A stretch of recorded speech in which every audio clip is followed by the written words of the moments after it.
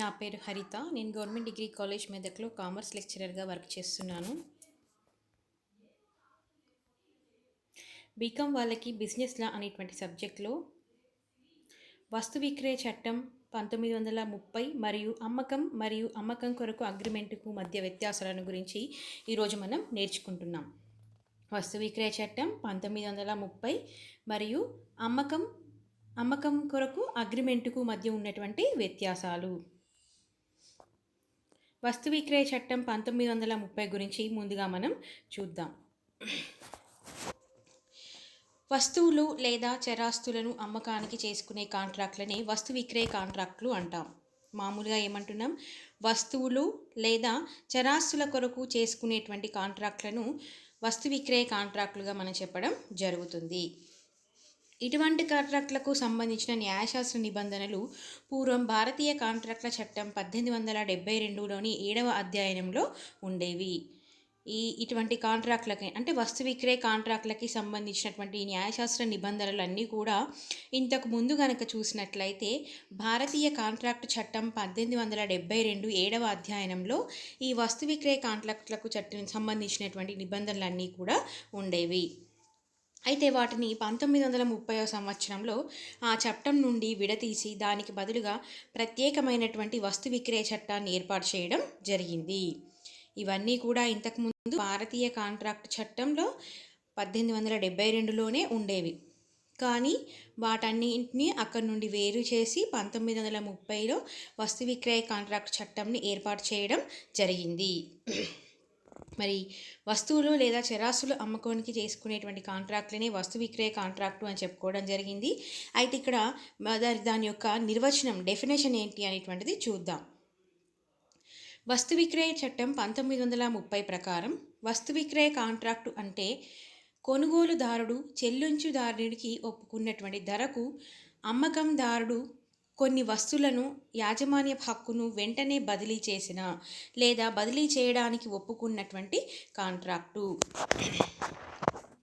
వస్తు విక్రయ కాంట్రాక్ట్ అంటే ఏం చెప్తున్నాం? 1930 ప్రకారం వస్తు విక్రయ కాంట్రాక్టు అంటే కొనుగోలుదారుడు చెల్లించడానికి ఒప్పుకున్న ధరకు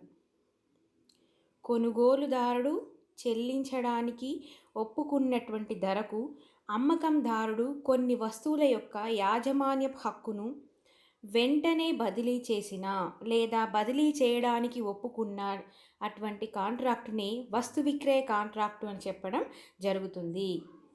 అంటే కొనుగోలుదారుడు తను చెల్లించడానికి ఒప్పుకున్నటువంటి ధరకు, కొనుగోలుదారుడు ఎంతైతే చెల్లించాలి అనుకుంటున్నాడో ఆ ధరకి అమ్మకందారుడు కనుక ఆ వస్తువులను వెంటనే బదిలీ చేసిన లేదా బదిలీ చేయడానికి ఒప్పుకున్న, వెంటనే బదిలీ చేసిన అంటే యాజమాన్య హక్కు అనేది వెంటనే బదిలీ అవుతుంది, లేదా బదిలీ చేయడానికి ఒప్పుకున్న అలాంటి కాంట్రాక్ట్ని వస్తు విక్రయ కాంట్రాక్టు అని చెప్పడం జరుగుతుంది.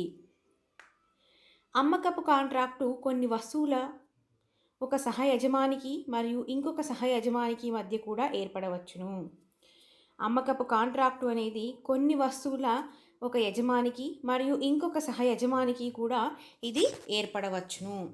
మరి అమ్మకందారుడు మరియు కొనుగోలుదారుడు వరుసగా ప్రామిసర్ మరియు ప్రామిసర్ కావచ్చును. అమ్మకందారుడు మరియు కొనుగోలుదారుడు ప్రామిసర్ మరియు ప్రామిసీ కావచ్చును, లేదా కొనుగోలుదారుడు ప్రామిసర్ మరియు అమ్మకందారుడు ప్రామిసీ కూడా కావచ్చును. అమ్మకందారుడు మరియు కొనుగోలుదారుడు ఏ విధంగా ప్రామిసీ కావచ్చును, లేదా కొనుగోలుదారుడే ప్రామిసర్ అమ్మకందారుడే ప్రామిసీ కూడా కావచ్చును. అది షరతులతో కూడిన కాంట్రాక్టు లేదా షరతులు లేనటువంటి బేషరత్ కాంట్రాక్టు కూడా కావచ్చును.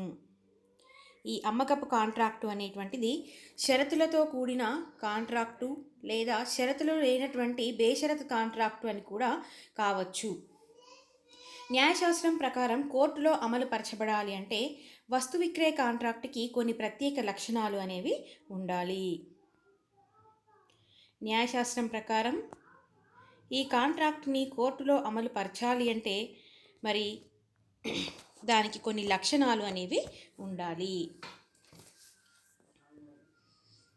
వస్తు విక్రయ కాంట్రాక్టుకు ఉండాల్సినటువంటి లక్షణాలు: నెంబర్ 1, ఇద్దరు స్వతంత్ర పార్టీలు.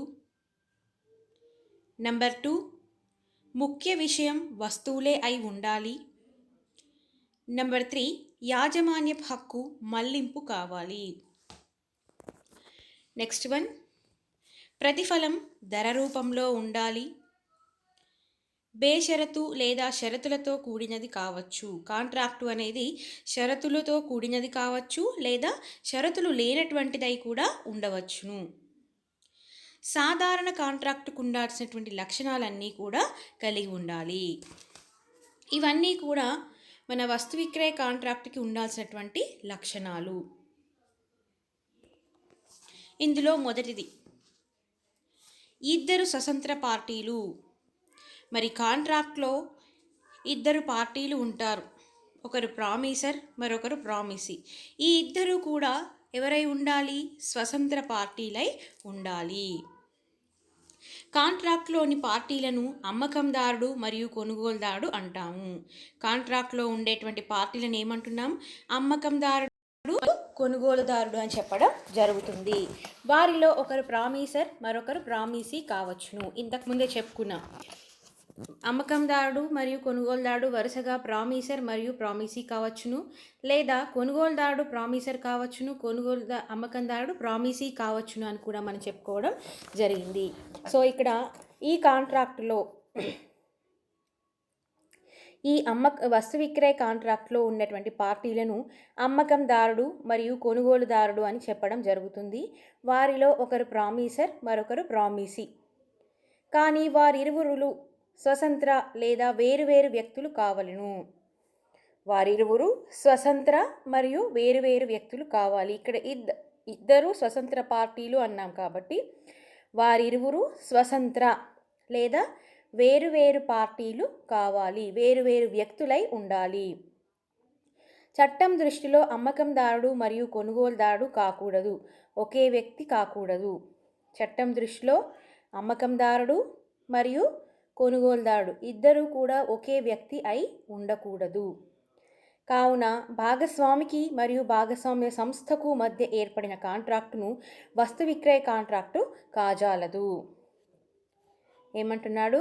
భాగస్వామికి మరియు భాగస్వామ్య సంస్థకి మధ్య ఏర్పడిన కాంట్రాక్టు వస్తు విక్రయ కాంట్రాక్టు కాజాలదు. ఎందుకు అంటే భాగస్వామ్య సంస్థలో భాగస్థుడు ఒక సభ్యుడు కాబట్టి భాగస్వామికి మరియు భాగస్వామ్య సంస్థకు మధ్య ఏర్పడినటువంటి కాంట్రాక్టు వస్తు విక్రయ కాంట్రాక్టు కాజాలదు.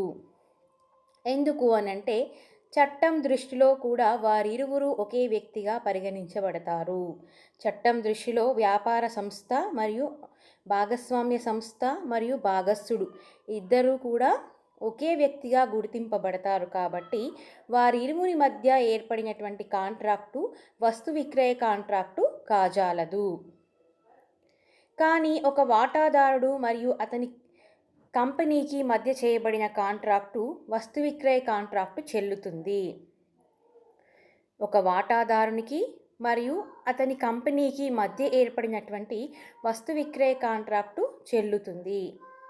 ఎందుకంటే చట్టం దృష్టిలో కంపెనీ అనేటువంటిది ఒక కృత్రిమ వ్యక్తిగా పరిగణించడం జరిగింది కాబట్టి మనం నేర్చుకున్నాం కంపెనీ అనేటువంటిది ఒక కల్పిత వ్యక్తి అని. దీనికి అమ్మకాలను మరియు కొనుగోళ్లను చేపట్టే హక్కు ఉంది మరియు దానికి ఆస్తులను అమ్మి కొనే హక్కు ఉంది. ఇది స్వతంత్ర వ్యక్తి, ఇది కల్పిత వ్యక్తి అని మనం చెప్పుకోవడం జరిగింది కాబట్టి ఇక్కడ చట్టం దృష్టిలో అది కృత్రిమ వ్యక్తిగా పరిగణించబడింది కాబట్టి కంపెనీకి మరియు ఆ కంపెనీలో ఉన్నటువంటి వాటాదారునికి మధ్య ఏర్పడినటువంటి కాంట్రాక్టు వస్తు విక్రయ కాంట్రాక్టుగా చెప్పబడుతుంది మరియు ఆ కాంట్రాక్టు కూడా చెల్లుతుంది. సో మరి భాగస్వామ్య సంస్థకి మధ్య ఏర్పడినటువంటి కాంట్రాక్టు అనేది చెల్లదు. ఎందుకంటే చట్టం దృష్టిలో వారిరువురు కూడా ఒకే వ్యక్తిగా పరిగణించడం జరుగుతుంది. అంటే ఈ లక్షణం మనకేం తెలియజేస్తుంది? కాంట్రాక్టులో ఉండేటువంటి పార్టీలు ఇద్దరూ కూడా వేరువేరుగా ఉండాలి. ఒకరు అమ్మకందారుడు మరొకరు కొనుగోలుదారుడు. వారు ఒకరు ప్రామిసర్ అయి ఉండాలి, మరొకరు ప్రామిసీ అయి ఉండాలి. వారిద్దరూ కూడా ఒకే వ్యక్తి అయి ఉండకూడదు. నెక్స్ట్ వన్, ముఖ్య విషయం వస్తువులే అయి ఉండాలి. మరి ఈ వస్తు విక్రయ కాంట్రాక్టుకు సంబంధించినటువంటి ముఖ్య విషయం అనేది వస్తువులే అయి ఉండాలి. వస్తువులకు సంబంధించినదై మాత్రమే ఉండాలి. వస్తు విక్రయ కాంట్రాక్టు కేవలం చరాస్తులు లేదా సరుకులు అమ్మడానికే చేయబడాలి.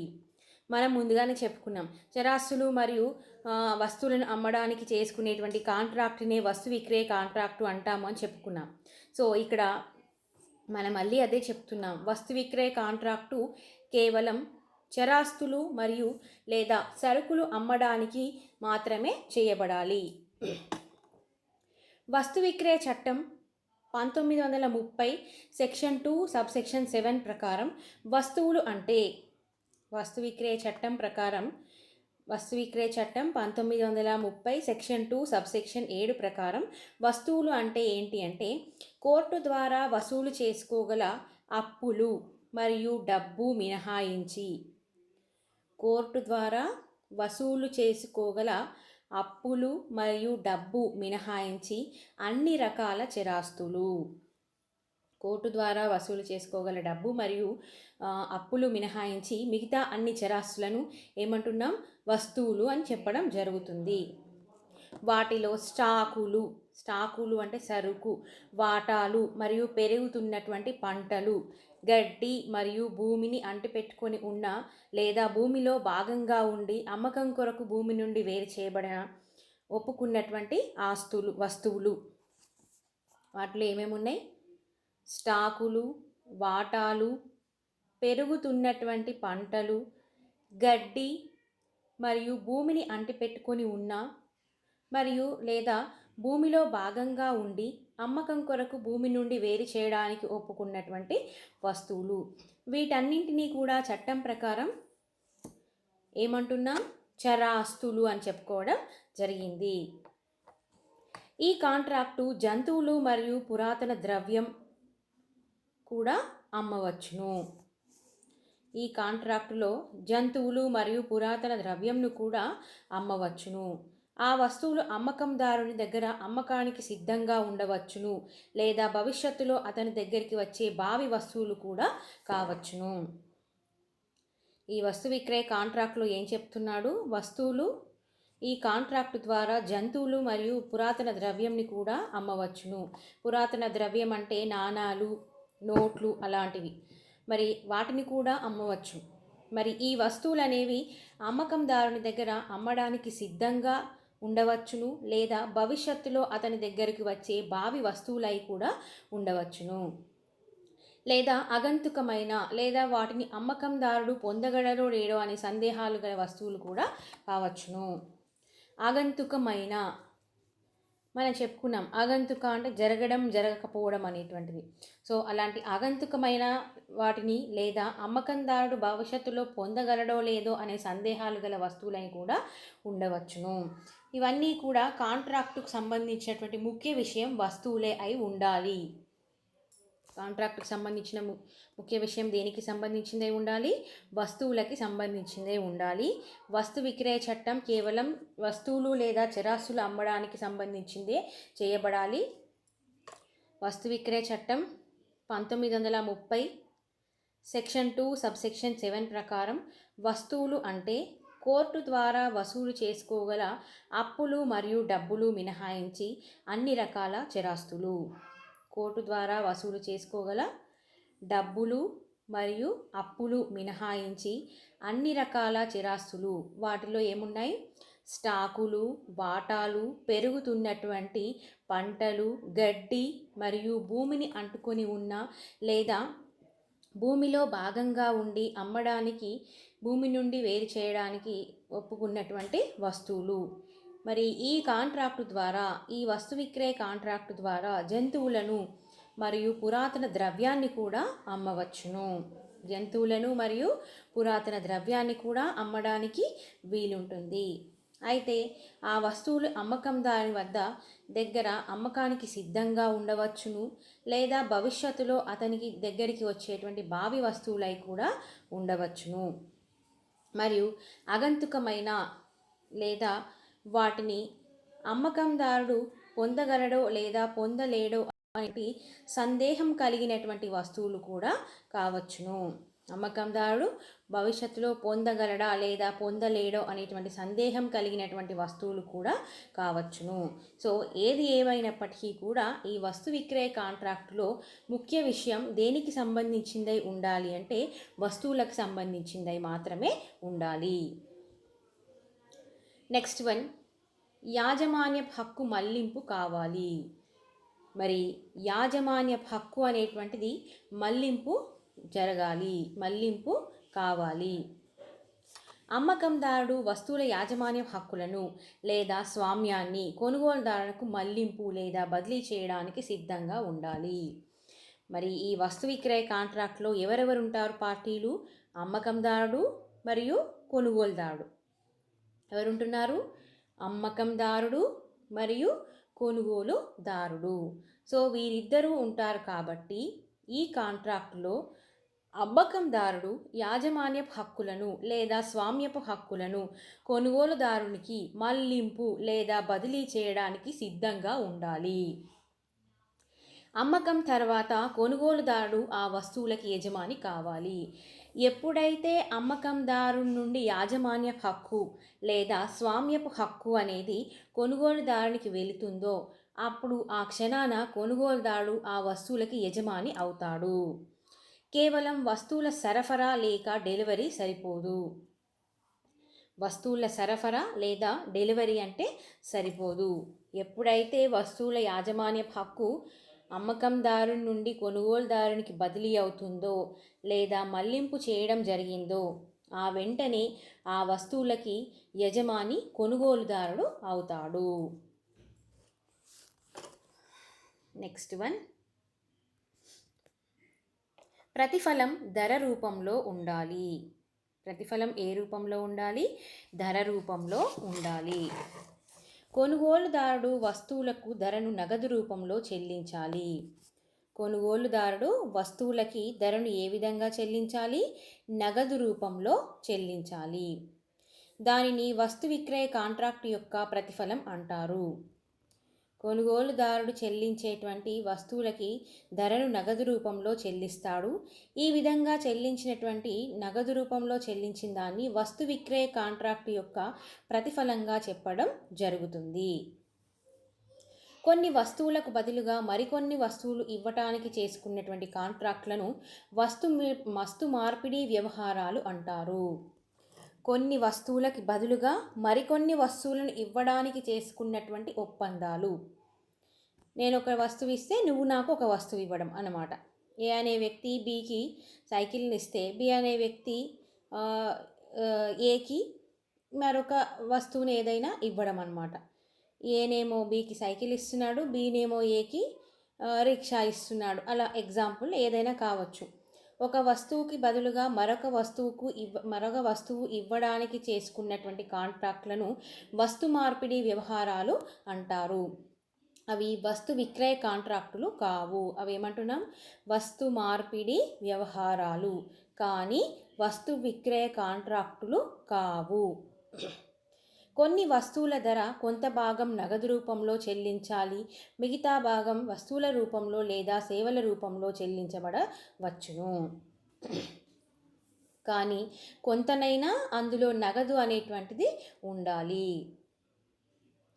కొన్ని వస్తువులకి ధర కొంత భాగం నగదు రూపంలో చెల్లించాలి, మిగతా భాగం వస్తువుల రూపంలో లేదా సేవల రూపంలో కూడా చెల్లించబడవచ్చును.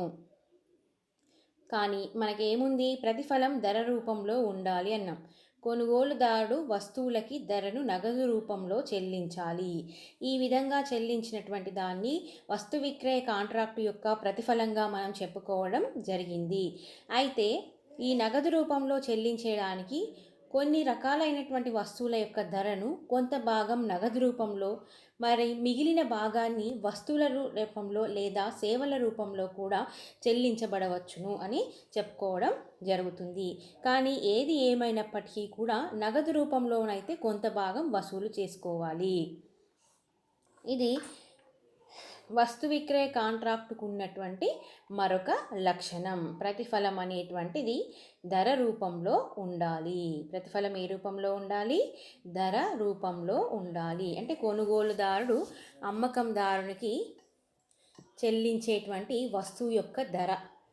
దీన్ని వస్తు విక్రయ కాంట్రాక్ట్లో ప్రతిఫలం అని చెప్పుకోవడం జరుగుతుంది.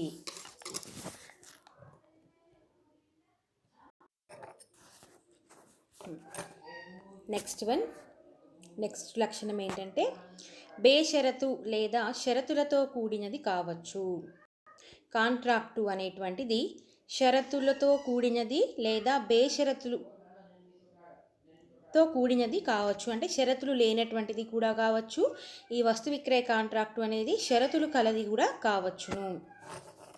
అమ్మకందారుడు వస్తువుల యొక్క యాజమాన్య హక్కులను వెంటనే కొనుగోలుదారుడికి మళ్లించడానికి సిద్ధంగా ఉంటే ఆ కాంట్రాక్టును బేషరతు కాంట్రాక్టు లేదా బేషరతు వస్తు విక్రయ కాంట్రాక్టు లేదా అమ్మకం అంటారు. అమ్మకందారుడు వస్తువుల యొక్క యాజమాన్య హక్కును వెంటనే కొనుగోలుదారుడికి మళ్లించడానికి సిద్ధంగా ఉన్నట్లయితే అలాంటి కాంట్రాక్టును బేషరతు వస్తు విక్రయ కాంట్రాక్టు లేదా అమ్మకం అంటారు. ఒకవేళ అమ్మకందారుడు వస్తువుల యాజమాన్య హక్కులను కొంతకాలం తర్వాత లేదా భవిష్యత్తులో మళ్లించడానికి ఒప్పుకుంటే అమ్మకందారుడు వస్తువుల యొక్క యాజమాన్య హక్కును వెంటనే బదిలీ చేయకుండా కొంతకాలం తర్వాత లేదా భవిష్యత్తులో మళ్లించడానికి ఒప్పుకుంటే దానిని షరతులతో కూడిన వస్తు విక్రయ కాంట్రాక్టు లేదా అమ్మకం కొరకు అగ్రిమెంటు అని అనడం జరుగుతుంది. షరతులతో కూడిన కాంట్రాక్టు లేదా అమ్మకం కొరకు అగ్రిమెంటు అనడం జరుగుతుంది. ఏమంటున్నాం? అమ్మకందారుడు వస్తువుల యొక్క యాజమాన్య హక్కును వెంటనే బదిలీ చేసినట్లయితే లేదా యాజమాన్య హక్కును వెంటనే బదిలీ చేయడానికి కొనుగోలుదారునికి వెంటనే బదిలీ చేయడానికి లేదా మళ్లించడానికి సిద్ధంగా ఉంటే ఆ కాంట్రాక్టును బేషరతు వస్తు విక్రయ కాంట్రాక్టు లేదా అమ్మకం అని చెప్పుకోవడం జరుగుతుంది. ఒకవేళ అమ్మకందారుడు వస్తువుల యాజమాన్య కొంతకాలం తర్వాత కానీ లేదా భవిష్యత్తులో కానీ మళ్లించడానికి ఒప్పుకుంటే అది షరతులతో కూడిన వస్తు విక్రయ కాంట్రాక్టు లేదా అమ్మకం కొరకు అగ్రిమెంటుగా మనం చెప్పుకోవడం జరుగుతుంది. నెక్స్ట్ సాధారణ కాంట్రాక్టుకు ఉండాల్సినటువంటి లక్షణాలన్నీ కూడా కలిగి ఉండాలి. మరి వస్తు విక్రయ కాంట్రాక్టు చట్టం 1930లో చూపించినటువంటి ఈ లక్షణాలతో పాటు ఏంటవి? మొదటిది, ఇద్దరు స్వతంత్ర పార్టీలై ఉండాలి. రెండవది, ముఖ్య విషయం వస్తువులకు సంబంధించినదై ఉండాలి. మూడవది, యాజమాన్య హక్కు మళ్లింపు కావాలి. నెక్స్ట్ ఫోర్త్ ప్రతిఫలం అనేటువంటిది ధర రూపంలో ఉండాలి. అండ్ నెక్స్ట్ బేషరతు లేదా షరతులతో కూడిన కాంట్రాక్టు కావచ్చును.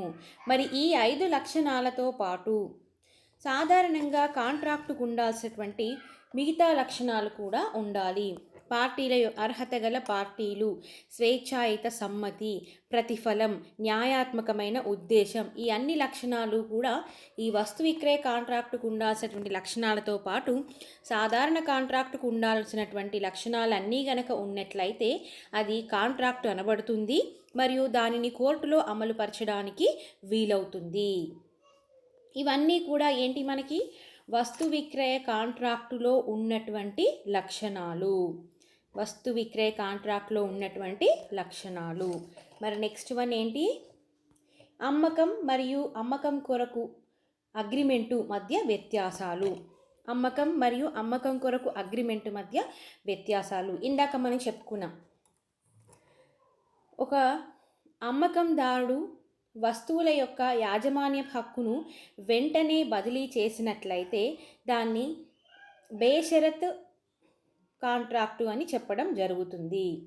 అమ్మకందారుడు వస్తువుల యొక్క యాజమాన్య హక్కును వెంటనే బదిలీ చేసినట్లయితే, అంటే ఎవరికి? కొనుగోలుదారునికి వెంటనే బదిలీ చేసినట్లయితే దాన్ని బేషరత్ కాంట్రాక్టు లేదా అమ్మకం అని చెప్పుకోవడం జరిగింది. అలా కాకుండా అమ్మకందారుడు వస్తువుల యొక్క యాజమాన్య హక్కును కొంతకాలం తర్వాత లేదా భవిష్యత్తులో మళ్లించడానికి ఒప్పుకుంటే దానిని షరతులతో కూడిన కాంట్రాక్టు లేదా అమ్మకం కొరకు అగ్రిమెంటు అని చెప్పుకోవడం జరిగింది. సో మరి ఇప్పుడు అమ్మకం మరియు అమ్మకం కొరకు అగ్రిమెంటు మధ్య ఉన్నటువంటి వ్యత్యాసాలు ఏంటి అనేటువంటిది మనం చూద్దాం. అమ్మకం అంటేనేమో షరతులు లేనటువంటి వస్తు విక్రయ కాంట్రాక్టు. షరతులు లేనటువంటి వస్తు విక్రయ కాంట్రాక్టుని ఏమని చెప్పుకుంటున్నాం ఇక్కడ? అమ్మకం. మరి షరతులతో కూడినటువంటి వస్తు విక్రయ కాంట్రాక్టుని ఏమంటున్నాం? అమ్మకం కొరకు అగ్రిమెంటు. షరతులు లేనటువంటి వస్తు విక్రయ కాంట్రాక్ట్ ఏమవుతుంది? అమ్మకం అవుతుంది. షరతులతో కూడినటువంటి వస్తు విక్రయ కాంట్రాక్ట్ ఏమవుతుంది? అమ్మకం కొరకు అగ్రిమెంటు. మరి అమ్మకంలో అమ్మకందారుడు వస్తువులపై తనకున్నటువంటి యాజమాన్య హక్కును వెంటనే పూర్తిగా కొనుగోలుదారునికి బదిలీ చేయడం జరుగుతుంది. అమ్మకంలో ఏం చేస్తున్నాడు అమ్మకందారుడు? వస్తువులపై తనకున్నటువంటి యాజమాన్య హక్కును వెంటనే ఆ హక్కును పూర్తిగా కొనుగోలుదారునికి బదిలీ చేయడం జరుగుతుంది. కానీ అమ్మకం కొరకు అగ్రిమెంటులో అమ్మకందారుడు వస్తువులపై తనకున్నటువంటి యాజమాన్య హక్కును కొంతకాలం తర్వాత కానీ లేదా భవిష్యత్తులో కానీ లేదా షరతులు పూర్తి చేసిన తర్వాత ఆ యాజమాన్య హక్కుని కొనుగోలుదారునికి బదిలీ చేస్తానని ఒప్పుకున్నట్లయితే దాన్ని ఏమంటున్నాం ఇక్కడ? అమ్మకం కొరకు అగ్రిమెంటు. అంటే అమ్మకం కొరకు అగ్రిమెంటులో ఏం జరుగుతుంది?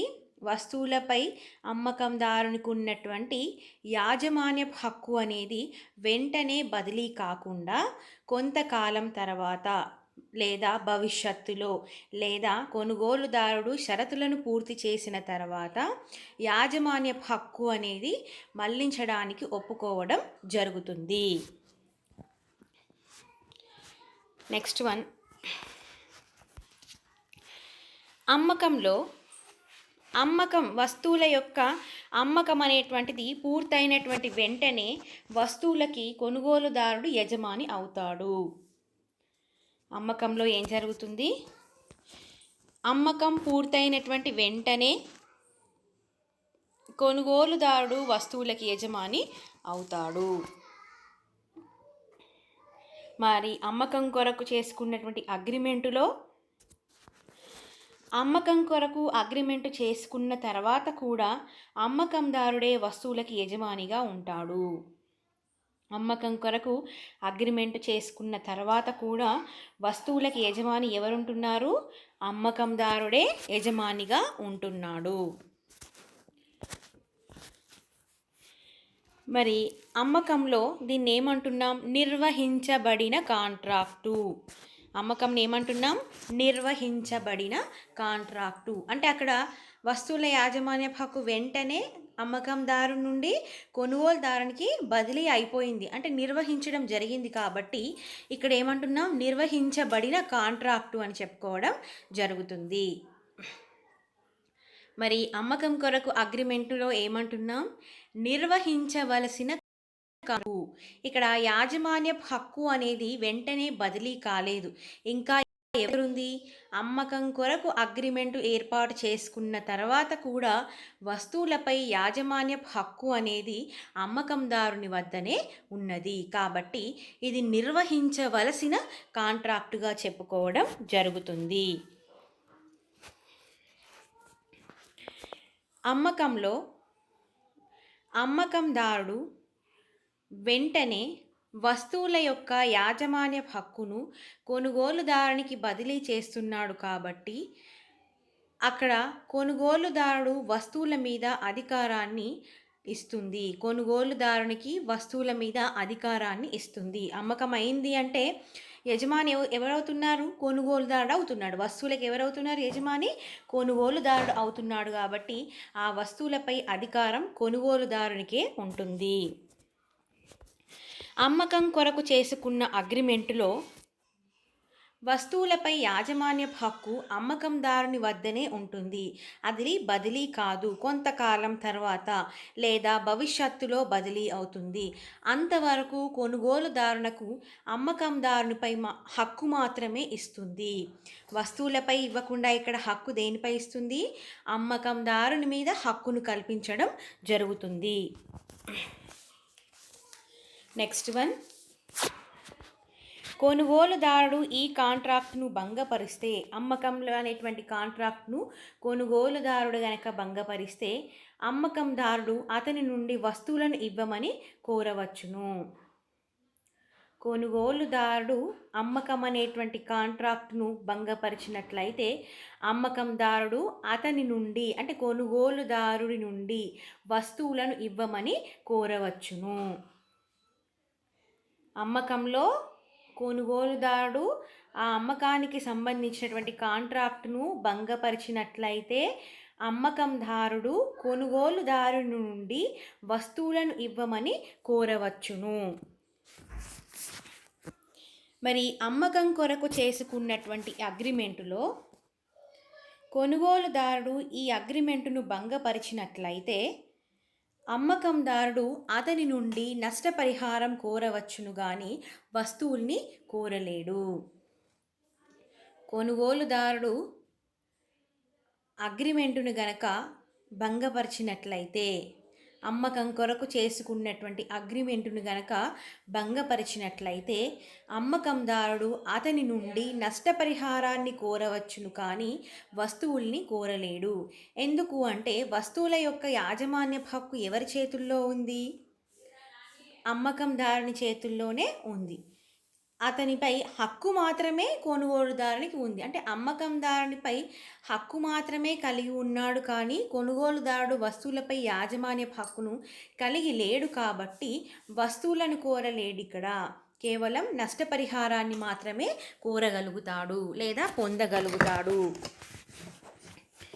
నెక్స్ట్ వన్, అమ్మకం తర్వాత వస్తువులు చెడిపోయినా లేదా పాడైపోయినా లేదా నాశనం అయినా ఆ నష్టం అప్పుడు యజమానిగా ఉన్నటువంటి కొనుగోలుదారునిపైనే పడుతుంది. అంటే ఇక్కడ యాజమాన్య హక్కు అనేది ఎవరి వద్దనైతే ఉంటుందో వాళ్ళే ఆ నష్టాన్ని భరించవలసి ఉంటుంది. అమ్మకం తర్వాత వస్తువులు చెడిపోయినా పాడైపోయినా, అమ్మకం తర్వాత వస్తువులు చెడిపోయినా లేదా పాడైపోయినా లేదా నాశనం అయినా ఆ నష్టం అప్పుడు యజమానిగా ఉన్నటువంటి కొనుగోలుదారుని మీదనే పడుతుంది. ఎందుకంటే ఇక్కడ యాజమాన్య హక్కు ఎవరైతే ఉంటున్నారో ఆ వస్తువులకి నష్టం జరిగినప్పుడు ఆ నష్టాన్ని అతడే భరించవలసి ఉంటుంది. అమ్మకం కొరకు అగ్రిమెంట్ తర్వాత వస్తువులు చెడిపోయినా పాడైపోయినా నాశనం అయినా ఆ నష్టం అప్పుడు యజమానిగా ఉన్నటువంటి అమ్మకందారుని మీదనే ఉంటుంది. మరి అప్పుడు అమ్మకం తర్వాత అగ్రిమెంట్ అయిపోయిన తర్వాత కూడా అంటే అమ్మకం కొరకు అగ్రిమెంట్ చేసుకున్న తర్వాత కూడా వస్తువుల యొక్క యాజమాన్య హక్కు అనేది కొనుగోలుదారునికి చేరడం లేదు. అది కేవలం అమ్మకందారుని వద్ద మాత్రమే ఉంది. కానీ కొనుగోలుదారునికి అమ్మకందారు మీద హక్కు అనేటువంటిది ఇస్తుంది. మరి ఇలాంటి సందర్భంలో వస్తువులు పాడైపోయినా నాశనమైనా లేదా చెడిపోయినా ఆ నష్టం అనేటువంటిది అక్కడ ఉన్నటువంటి యజమానిగా ఎవరైతే ఉన్నారో అంటే అమ్మకందారుడు ఉంటాడు కాబట్టి ఆ నష్టాన్ని అమ్మకందారుడే భరించవలసి ఉంటుంది. నెక్స్ట్ వన్, అమ్మకం తర్వాత అమ్మకందారుడు దివాలా తీస్తే, అమ్మకం తర్వాత అమ్మకందారుడు గనక దివాలా తీసినట్లయితే కొనుగోలుదారుడు అతని రిసీవర్ నుండి సరుకులను ఇవ్వమని కోరవచ్చు. అమ్మకం చేసిన తర్వాత అమ్మకందారుడు గనక దివాలా తీసినట్లయితే కొనుగోలుదారుడు ఎవరిని అడగడానికి అవకాశం ఉంది? అమ్మకందారుడి యొక్క రిసీవర్ నుండి సరుకులను ఇవ్వమని కోరవచ్చును. మరి అమ్మకం కొరకు చేసుకున్నటువంటి అగ్రిమెంటులో అమ్మకపు అగ్రిమెంటు తర్వాత అమ్మకం కొరకు అగ్రిమెంటు ఏర్పాటు చేసుకున్న తర్వాత అమ్మకందారుడు దివాలా తీస్తే కొనుగోలుదారుడు అతని రిసీవర్ నుండి సరుకులను కొనలేడు. కొనుగోలుదారుడు అమ్మకందారుడి రిసీవర్ నుండి సరుకులను కొనలేడు. ఒకవేళ ధర చెల్లించి ఉంటే దానిని దామాషా పద్ధతిపై వసూలు చేసుకోవచ్చును. ఇక్కడ చూడండి, గమనించాల్సిన విషయం ఏంటంటే, అమ్మకంలోనేమో అమ్మకందారుడు అమ్మకం జరిగిన తర్వాత అమ్మకందారుడు దివాలా తీసినట్లయితే కొనుగోలుదారుడు అమ్మకందారుడి నుండి అంటే అమ్మకందారు యొక్క రిసీవర్ నుండి సరుకులను వసూలు చేసుకోవచ్చు. కానీ అమ్మకం కొరకు చేసుకున్న అగ్రిమెంటు ఏర్పాటు చేసుకున్నటువంటి తర్వాత అమ్మకందారుడు గనక దివాలా తీసినట్లయితే కొనుగోలుదారుడు అతని రిసీవర్ నుండి సరుకులను కొనలేడు. కొనుగోలుదారుడు అమ్మకందారుని యొక్క రిసీవర్ నుండి సరుకులను కొనలేడు. ఒకవేళ కొనుగోలుదారుడు అమ్మకందారునికి ధరను చెల్లించి ఉంటే ధరను ఏమైనా చెల్లించి ఉంటే దానిని దామాషా పద్ధతిపై వసూలు చేసుకోవచ్చును. దామాషా పద్ధతిపై వసూలు చేసుకోవడానికి అవకాశం ఉంటుంది. నెక్స్ట్ వన్, అమ్మకం తర్వాత కొనుగోలుదారుడు దివాలా తీస్తే. అమ్మకం తర్వాత కొనుగోలుదారుడు దివాలా తీస్తే అతని రిసీవర్ అమ్మకందారుడు నుండి సరుకులను వసూలు చేసుకొని ధరను దామాషా పద్ధతిపై చెల్లించవచ్చును. అమ్మకం తర్వాత కొనుగోలుదారుడు దివాలా తీసినట్లయితే అతని రిసీవర్ అమ్మకందారుని నుండి అంటే కొనుగోలుదారుని యొక్క రిసీవర్ అమ్మకందారుడి నుండి సరుకులను వసూలు చేసుకొని ధరను దామాషా పద్ధతిపై చెల్లించవచ్చును. ఎవరు చెల్లిస్తున్నారు? కొనుగోలుదారుని యొక్క రిసీవర్ చెల్లించడం జరుగుతుంది.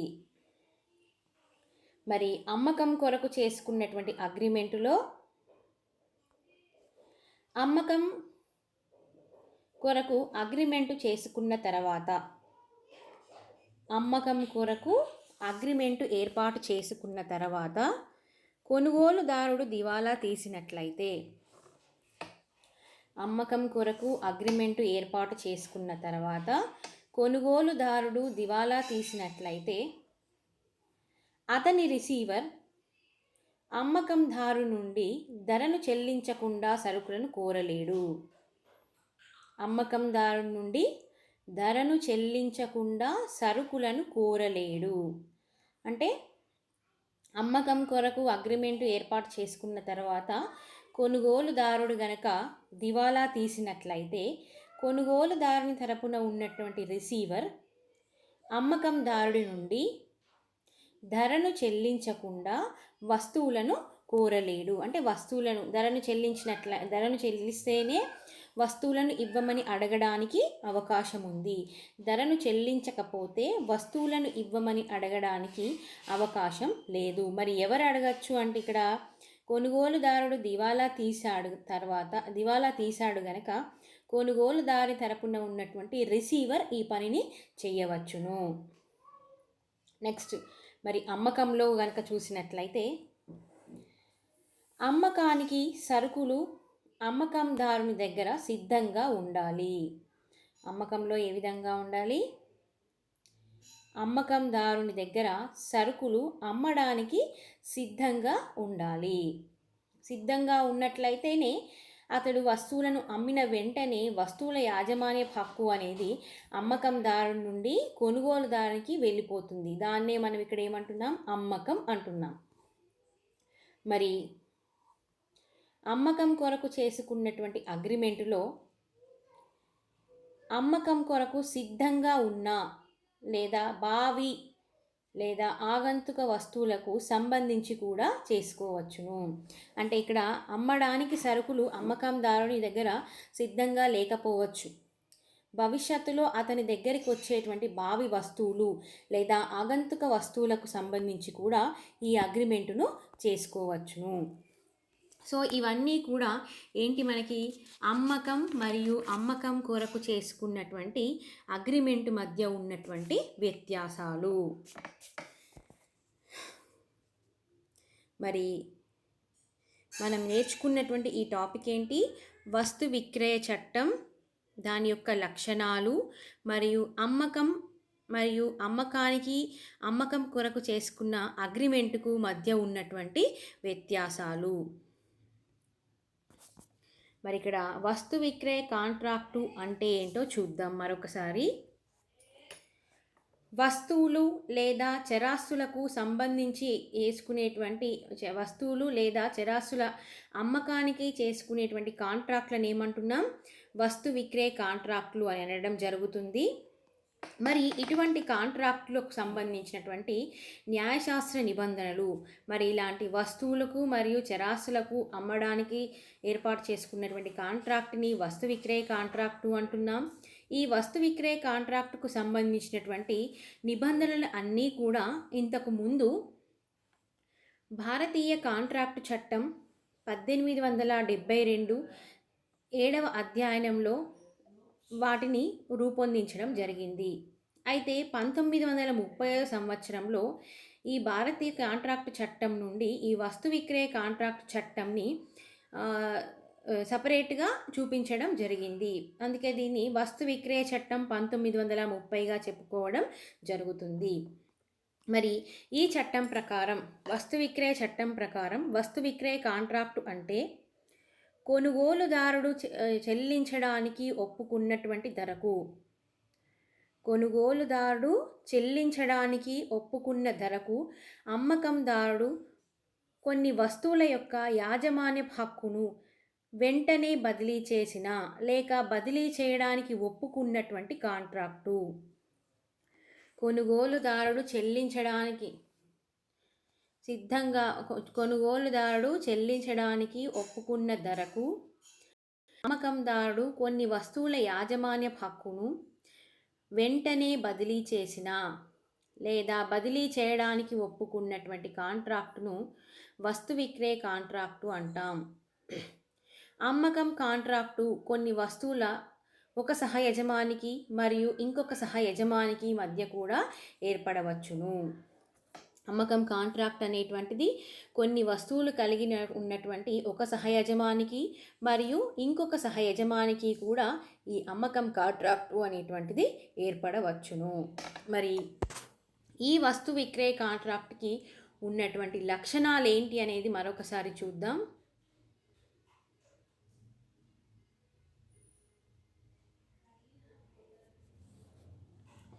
వస్తు విక్రయ కాంట్రాక్ట్లో ఉన్నటువంటి లక్షణాలు: ఇద్దరు స్వతంత్ర పార్టీలు. మొదటి లక్షణం ఏంటి? ఇద్దరు స్వతంత్ర పార్టీలు.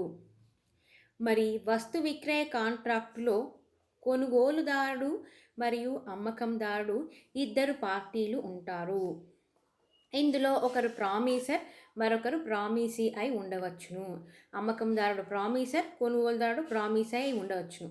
లేదా అమ్మకందారుడు ప్రామిసీ, కొనుగోలుదారుడు ప్రామిసర్ అయి కూడా ఉండవచ్చును. అయితే వీరిద్దరూ కూడా విడివిడి వ్యక్తులు, వేరువేరు వ్యక్తులై ఉండాలి. ఈ ఇద్దరు కూడా స్వతంత్ర పార్టీలు అంటే విడివిడి వ్యక్తులు, వేరువేరై ఉండాలి. భాగస్వామ్య సంస్థకి మరియు భాగస్తునికి మధ్య ఏర్పడినటువంటి కాంట్రాక్టును వస్తు విక్రయ కాంట్రాక్టు అని మనం అనలేము.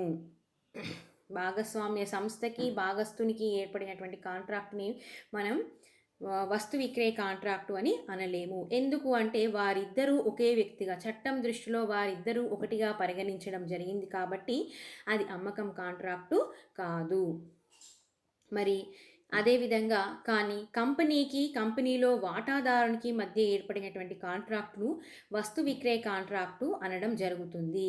ఎందుకనగా కంపెనీల చట్టం 1956 ప్రకారం కంపెనీ అనేటువంటిది ఒక కృత్రిమ వ్యక్తిగా గుర్తించడం జరిగింది కాబట్టి వారిద్దరి మధ్య చేసుకున్న కాంట్రాక్ట్ అనేటువంటిది వస్తు విక్రయ కాంట్రాక్ట్ కింద చెల్లుతుంది. నెక్స్ట్ వన్, ముఖ్య విషయం వస్తువులే అయి ఉండాలి. మరి వస్తు విక్రయ కాంట్రాక్ట్ యొక్క మరొక లక్షణం ఏంది? ముఖ్య విషయం వస్తువులే అయి ఉండాలి.